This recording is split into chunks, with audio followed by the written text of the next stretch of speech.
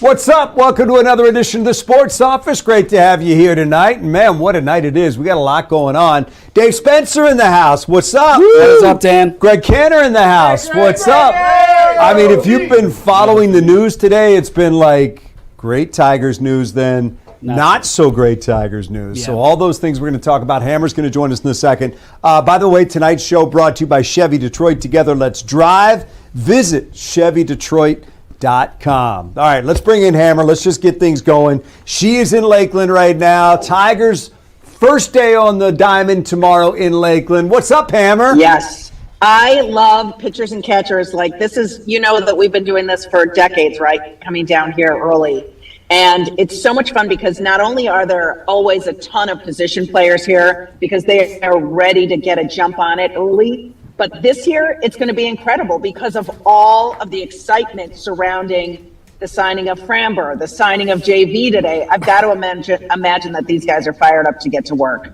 I imagine so. So let's kind of unwrap this thing and what went down today. Well, first of all, what's the temperature there? Yeah. Just to make us all jealous real quick. It's actually getting a little chilly. What's the temp, Jeff? Does it say on your car? We're trying to find dinner. Chilly. So we're in the middle of something. No, it was getting a little cool as the sun has been setting. Yeah. So probably high 50s, low 60s at worst. 60, maybe 60. I'm guessing 60. All right, 60. Boy. All right, so let's kind of take this day as it came down. So the news comes out that Justin Verlander has signed a one-year contract with the Tigers, which is something we've been talking about for a while. Like, could JV ever come back here? Yep. And then, I mean, really for years, and it just kind of never made a lot of sense. It makes a little sense now. And then you're thinking, okay, wow, A.J. Hinch has a lot of options for the rotation. Then just after you did your hit at 5 o'clock, the Tigers released something saying that Reese Olsen had surgery and he's done for the year. So now you're looking at it and saying, okay, they do have some options beyond JV, but all of a sudden JV looks like an important piece for this team. He really does. And it's a funny thing because a lot of people look at him at 43 years old, and he will be 43. I keep calling him 43. He'll be 43 on February 20th. But he was very good at the end of last season. He had a pec issue. So he started off last year really kind of scuffling along. He finished the season with a 4.99 ERA for 2025 with the Giants.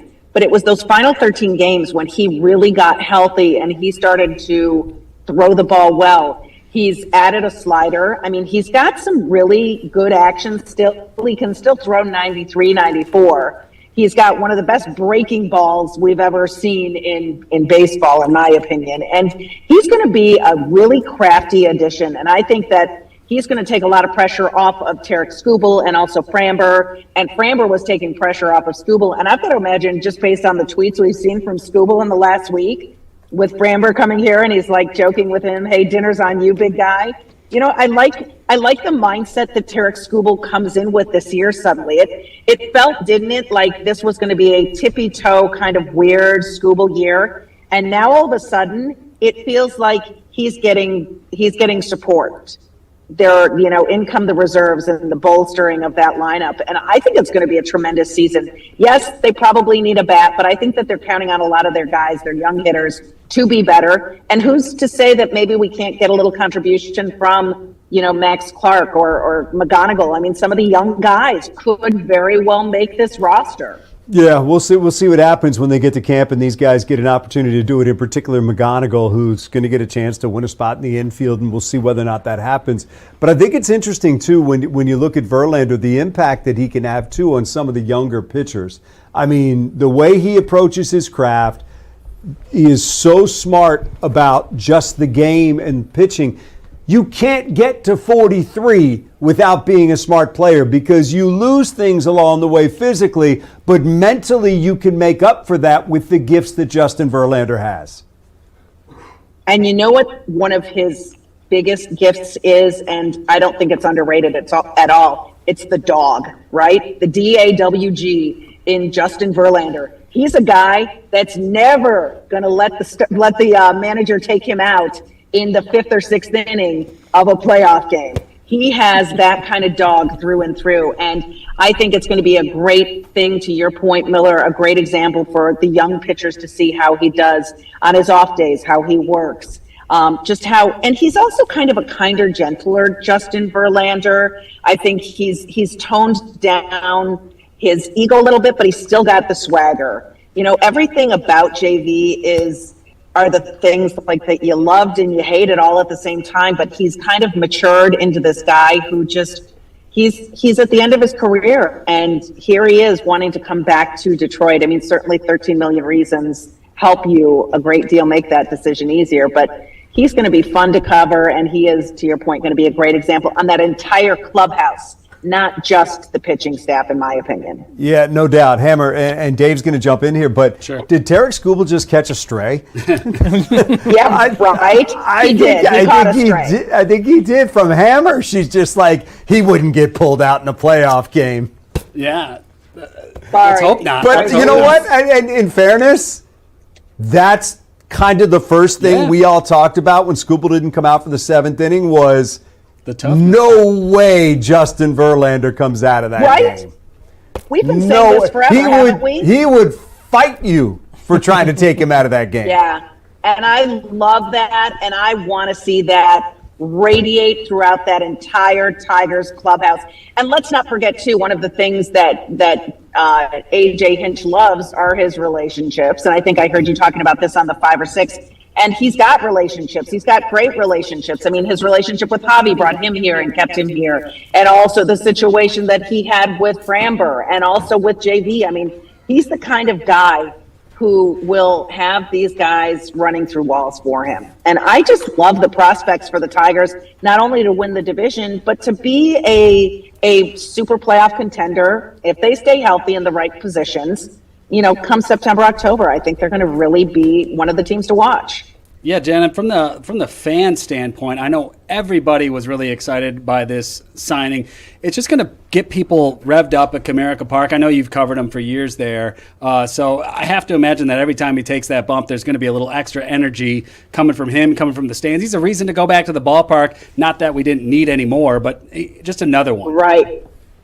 You know what? It's a really savvy business decision on the part of Scott Harris. It's going to put some fannies in the seats, so to speak. Every fifth day it was must see TV for Skubal, and now it's going to be must see JV once again. And a lot of it's going to be older fans who grew up with the JV here, and it wasn't even that long ago. I mean, it's only been 9 years since he's been gone, but it's definitely going to be a lot of the older fans that saw JV and love JV, and now they can share that with their kids, and it's going to just be energy and electric. And Framber, I mean, it's going to be fantastic. And let's not forget, Casey Mize had a hell of a season last year and went to an all-star game, and he has turned into a really reliable guy. And then there's Jack Flaherty, ho-hum, I don't know that he's going to be your number 5 starter, but Jack Flaherty can really show you, I mean, he can no-hit you for 3 or 4 innings and provide a real spark for this team. So I think that there's just going to be so much strength in the pitching staff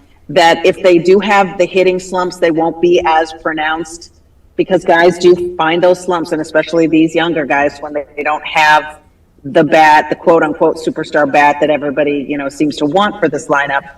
I do think that they're going to have a lot more wins because of the pitching keeping them in it. So, Hammer, they're going to be on the field tomorrow. You'll talk to them after that. We'll talk to you tomorrow night on the show. And you'll be on Fox News at 5 and 6, too. Yep. And Fromber's going to talk tomorrow. So Framber Valdez tomorrow. 1 o'clock. Thursday will be Verlander. Yep. We also get at 8 a.m. tomorrow, we hear from Hinch and Harris for the first time, which will be tremendous. It'll be interesting. Yeah, early morning. It'll be tremendous. We're just going right now. We're going to do some early drinking, and then so we can get up early. Yeah, well, that's a smart way to do it. You're a veteran. You've been around. You know how this works. See? Exactly. Like a 43-year-old JV. I can't believe that I was JV's age when he was first coming into the league. I think I wasn't quite. Yeah, I guess I was 40. I was 40 when he came in 2005. You had a lot of people at home doing math right now, Hammer. I'm 60. JV is 43, so he was just a little baby squirrel when he came in. But I'll tell you something. JV's always been our buddy. We love him. He is fantastic to watch. And one of my favorite things, I think I even said it to Jeff last year, there was nobody better to watch at spring training throwing a bullpen than Justin Verlander. and now I get to see it again. Before I've retired, I'm going to thank him personally. So Verlander was drafted in 2004. I think that's when McGonigal was born. Wow. Oh, so love that. teammates. So there you go. You guys, Isn't this crazy. great? Yeah. Possible teammates, great. yeah. And I think it's great. You can use that tomorrow, Jen. Dave kind of mentioned it. There's been, in the last week, with the signing of Framber Valdez and then bringing in Justin Verlander, I think there's been an engagement of fans who had looked at the offseason and said, what are you doing? Yeah. What are you doing to get better? And I think there's still, Hammer, you brought it up, a question about a bat. For sure. But I think for a lot of fans, this has been like, okay, let's go. You know, you're spending some money now, and now that payroll looks very respectable and has far exceeded everybody else in the Central by miles. And you know what's so cool about it that I kind of like? They did it under the radar. I've got to imagine, I would love to see the looks on like Scott Harris and AJ's face and everybody when they're sitting back and they're like, yep, everybody's giving us a C- or whatever for our offseason moves and improving the team. And now we drop this. And it's huge. Very few people saw this coming. Framber, first of all, let alone JV on top of it. So I landed on, just to give you a little quick follow-up, I landed at about 3:30 today. And I had kind of dozed off during the flight. And usually you can see your texts as you come in. And so right as we were coming in, I look and I've got like 43 text messages. And I opened it up and the first one I saw was, can you believe your boy's coming back? He's going to be 43 next week. And I'm like, no way. And I knew immediately they were talking about Verlander. And I was like, and then the people on the phone, on the plane were kind of buzzing about it. Everybody's like, there were a couple of Tiger fans talking about, oh my God, we got JV back. And it just, you could feel the excitement. And I'm here for it. I am here for the entertainment. I just want to be entertained every time I go to a sporting venue, especially the ballpark. All right, before we let you go, Hammer, you're going out there tomorrow. That'll be the first day, as you said. You hear from Harris, you hear from With Jeff Holloway. Hey, what's up, Holloway? Hey there, Hallowells. Hey, Holloway! Hey, Hallowells. Costume photographer Jeff Holloway. There it is. Hey, what are your questions for tomorrow? What do you want to know from the Tigers tomorrow on day one?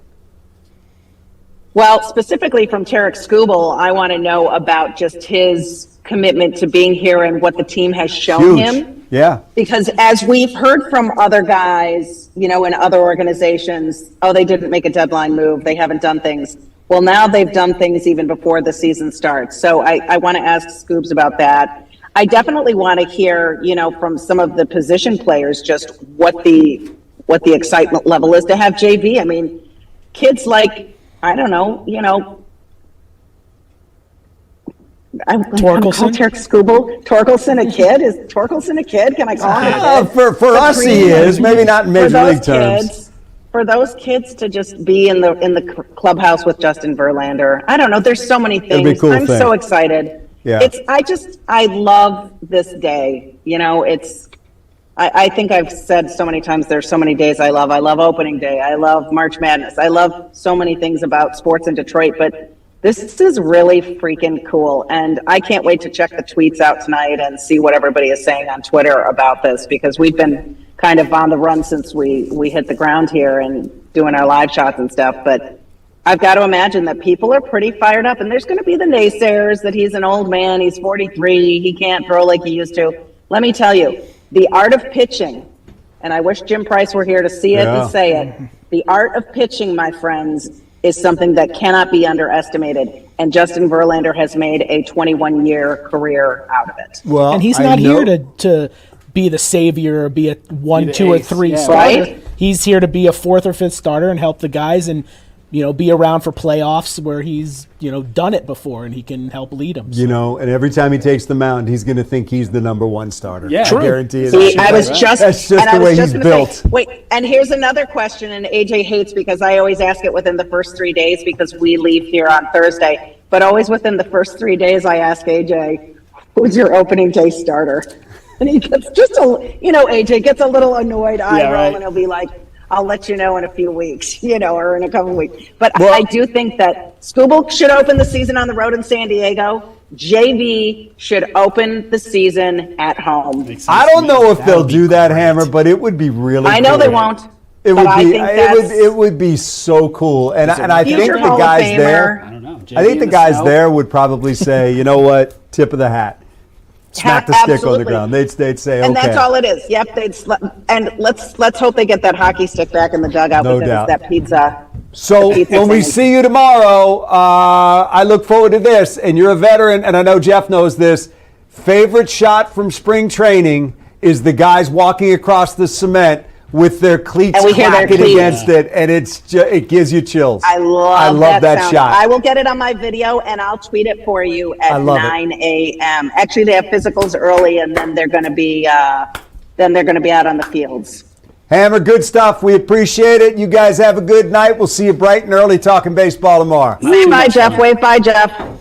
Bye, Jeffrey. Bye, Jeff. See you guys. Thank you. See you Go later, easy Hammer. tonight. Go easy. All right. Hammer also, while she was down there, had a chance to talk to Birchie. And he had some great points about Verlander and about Olsen. Losing Olsen is not insignificant. No. He is a guy the Tigers were certainly hoping for. So when we come back, let's talk about that, and I want to play it as well. I also would love to see you and hear from you. Just use that Zoom link right there. Did I hit it? Bang, I did. So use that Zoom link, or just put the meeting ID into your Zoom and you can join us. You'll come over here. Tommy will put you up on the screen, and all he's got to do is hit a button and you join the show. Give us your thoughts on Verlander, on Olsen, on the Tigers going to work and getting ready to hit the field tomorrow. All that on the Sports Office when we come back.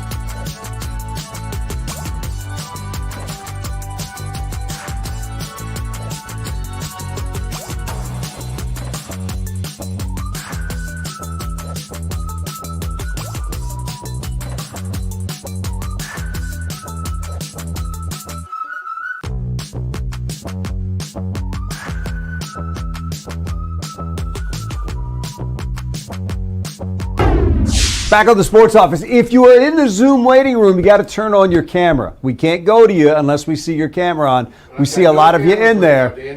We see all your cameras there. You guys just got to turn them on because we know you guys are in there, and we appreciate you being in there, and we want you to be part of the show. Hey, do me a favor. Let's bring in Papa Dot. Say hello to him. What's up, man? What's up, Papa? What's going on, my guys? You tell us what's happening. I'm kind of curious about Justin Verlander coming back. Yeah. I'm kind of curious, why did they get rid of him in the first place? Well, I think it's 2017. You were heading into a rebuild. Yeah. And ideally, you were going to trade him for some really nice pieces. That didn't exactly work out. Rogers is the only guy that's left. Right. Everything else kind of flamed out. Those trades didn't really work No, for the Tigers. you had to cut the money. You had to try some elsewhere moves, and here we are back again. Though He didn't want to go. no, right, and neither did the fans want to see him go. So full circle, he's back. We're going to rely on him a lot more than I think we want to right now in the beginning, at least. And he had a slow start last year. He had some injury concerns, but we're a couple injuries away from Reem. I mean, the depth took a hit with the Olsen news, but they still have some guys. And AJ Hinch, if he's proven one thing, he can manage a pitching staff. Yeah. He can make those weird moves and pitching chaos and all that stuff. So with the rotation they have now with Verlander's your fourth or fifth starter at the most. Manage his innings, and keep him fresh. But Papadot, I mean, you're good with watching JV pitch in a Tiger uniform again, right? Yeah, I love to see him go out there and do it again like he was doing before. Good stuff, man. Thanks for calling. Stay with us, man. We appreciate you joining us. If you're in the Zoom room, there you are. If you're in the Zoom room, turn that camera on. We'd love to see you. Hey, by the way, what you were just talking about in terms of Olsen and JV and the way that he pitched last year, slow start, real fast finish. Hammer down in Lakeland today talked to Birchie about that. He had some great points. Go ahead and fire that up, Tom. Reese Olsen was pitching really well last year when he was healthy, and for the most part when he's been on the mound, he's been a reliable, at times dominant arm for this team. But as they often say, the best ability is availability, and that's been an Achilles heel, so to speak, for Reese Olsen. But given the way that Justin Verlander pitched in the second half of last season, once he got healthy, this feels like an upgrade to me. That's no knock on Reese Olsen. That's a testament to the work that JV put in to get himself healthy last year after an early season pec injury, and then perform, honestly, statistically, like peak JV in the final 13 starts of his after the All-Star break last year.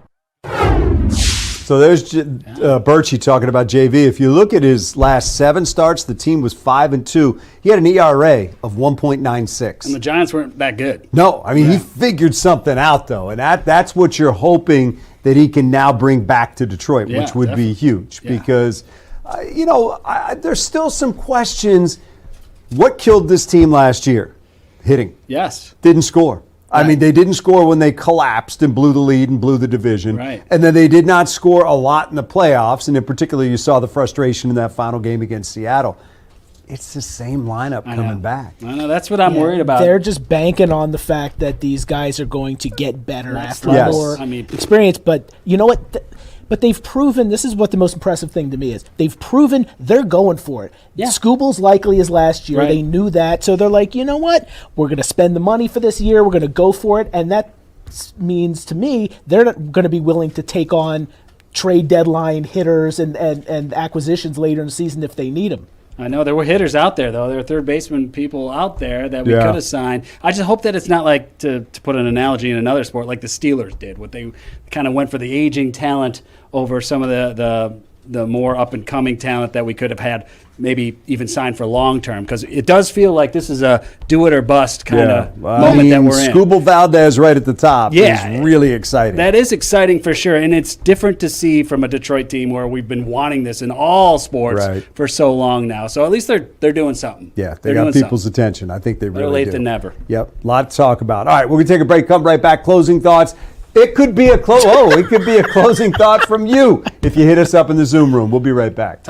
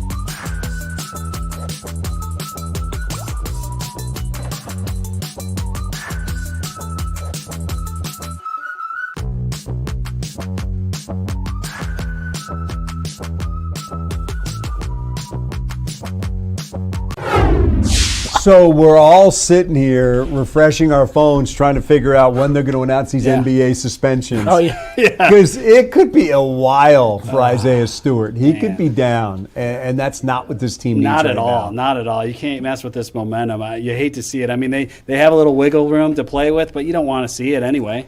No. I mean, you'd rather have all the pieces in play. Yeah, and Woody brought this up a few weeks ago. It's a major concern with the fact that there's a lot of hot-headed individuals, and when you get into a playoff series and there's a lot of They'll poke the bear. physical Oh, play, yeah. they're going to try to bait the Pistons players For into sure. retaliating, and it's going to affect you in the playoffs if you get kicked out of a game. Yeah, I don't think what Miles Bridges did was bait. I think what he did was just go in there No, and but start it's- swinging. Sets the But blueprint. stay on the Yeah, bench. but you play a team like the Knicks, Yeah. they're going to prod you. Yeah. They're going to see if they can get you going and get you Yeah. off your game a little bit, and you can't let that happen. Dave Spencer, good stuff, man. Thank you very much. We It's great to appreciate be you being Always- here. always Special thank you, guest. man. We I love talking appreciate you sport. being here for this edition of the Sports Office. We're back tomorrow night. More from Lakeland.